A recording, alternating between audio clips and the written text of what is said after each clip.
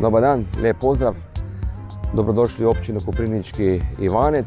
Ja sam Zoran Rabilj, načelnik općine Koprivnički Ivanec.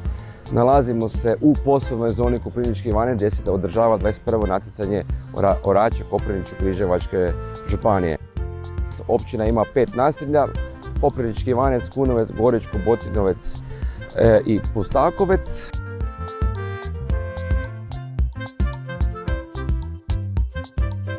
Ja sam iznimno zadovoljan što se ovo događa već 21. puta u našoj županiji.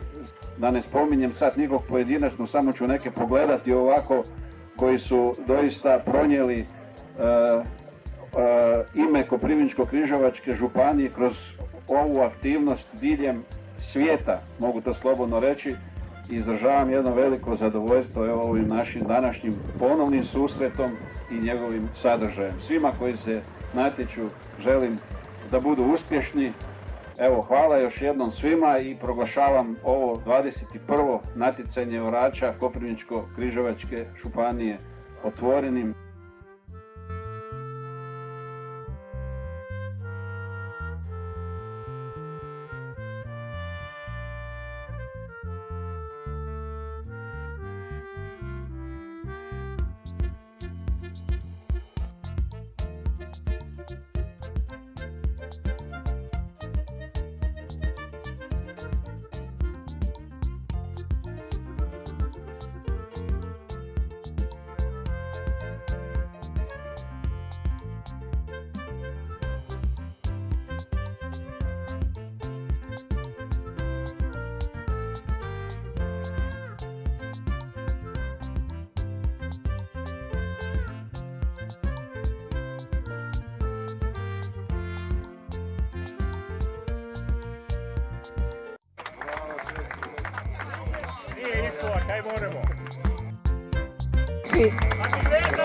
Ja samo, svi smo primijetili i muški i žene, da je ovdje sam natjecatelj mlađi od traktora.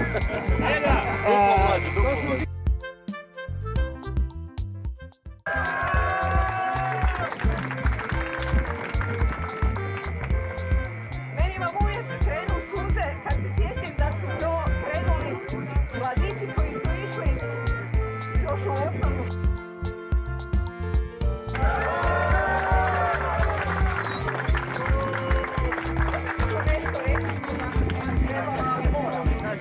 Zato je 4 puta bio na svjetskom natjecanju.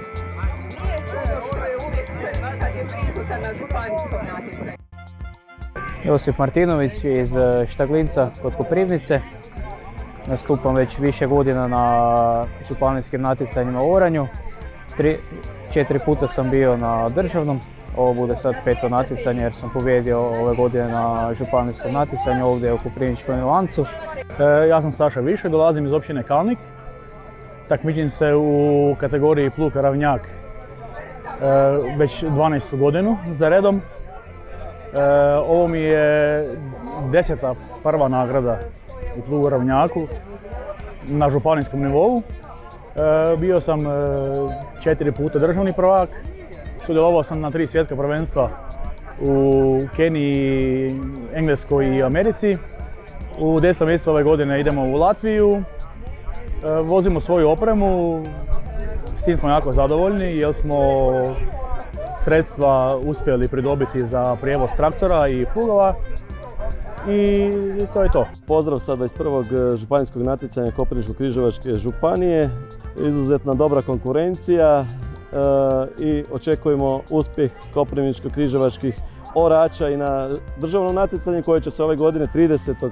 rujna održati u Poreču. Iz godine u godinu imamo sve veći broj posjetitelja, a nerijetko se sada povećava i velik broj gospodarskih subjekata i kompanije koje prate ove natjecanje.